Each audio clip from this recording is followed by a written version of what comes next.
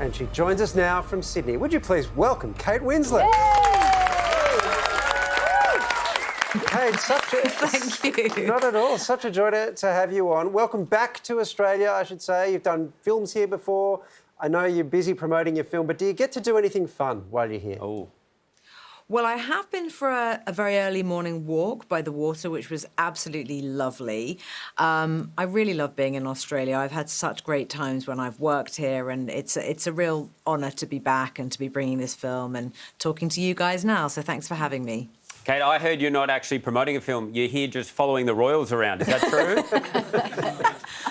No, I'm here actually promoting a film, which I'm very happy to do. I'm not even really aware of what King Charles and Queen Camilla are really up to. I feel a little bit like I'm slightly behind the curve with what they've been doing here, but I'm sure they've been having a wonderful time. Absolutely. Hey, let's talk about that film. How did you first hear about Lee Miller? Well, I knew who Lee Miller was, and I was somewhat familiar with her work as a photographer, but I really didn't know very much about her as a woman and her extraordinary life and what she did as a war correspondent during World War II for the female readers of British Vogue, and the effort and the lengths that she went to get permission to go to the front line and to be that visual voice for the victims of conflict. It just took my breath away. How do you think that Lee shaped really how the world viewed the war?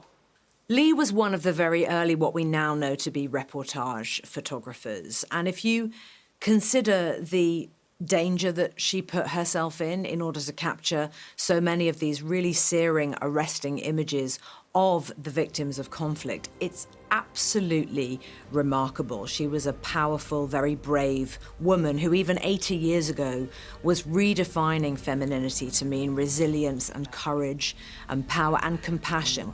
And that's a very important point because her warmth that she generated and her ability to really connect with the people she was photographing in order to document the truth, it's a real testament to how powerful the work of photojournalists and war correspondents truly is, because without those people and without Lee Miller, we would never have had these important images that give us so much information about the truth of the atrocities of the Nazi regime. She was utterly remarkable. There's no doubt she is that. But Kate, can I talk about one of your remarkable deeds? It keeps coming up on this show, and I cannot believe that it happened, that you managed to hold your breath underwater for 7 minutes and 15 seconds when you shot Avatar 2. How did you do this? Training. Training. But you do have to also be quite determined. And when we were all practicing these big breath holds in the tanks when we were prepping to do Avatar, a part of that training was really learning to hold your breath for a little bit longer and a little bit longer each time in a very safe environment after months of training, literally with an expert one-on-one. And one day I just busted out this great big breath hold. I mean, even I couldn't believe it. I still can't. I certainly couldn't jump in and just do that right now. How long would you go? Would you be like a mere mortal, or would you still be better at it than most people? If I were to just jump in, take a big breath and hold it, I could probably do about a minute and a half, maybe. I still reckon I'm dead by then. Yeah. Well, don't do it then. No. That's my advice to you. Don't do it. Just to be clear, I do not intend. No need. Kate, I know you've spoken about it so much over the years. Titanic, the film. Oh, you had to. I know I had to. Do you ever get sick of talking about it?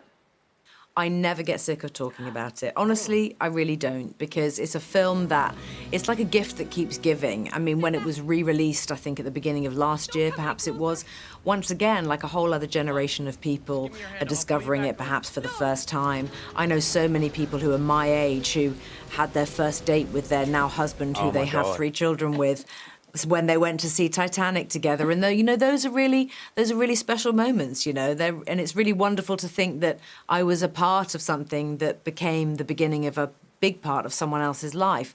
And so no, for that reason, I really never get sick of talking about it. In the moment when you were filming, did you think there was room on the door for Leo? That's all I want to know. Yeah. Do you know what I'm going to say to that? I knew you were going to ask me that.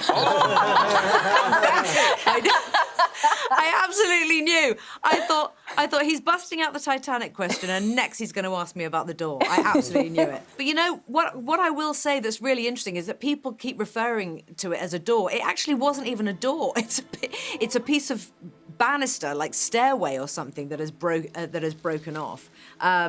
Who knows? Who knows if he could have fitted on there or not? I don't have any insights here that anyone else hasn't already tried to figure out.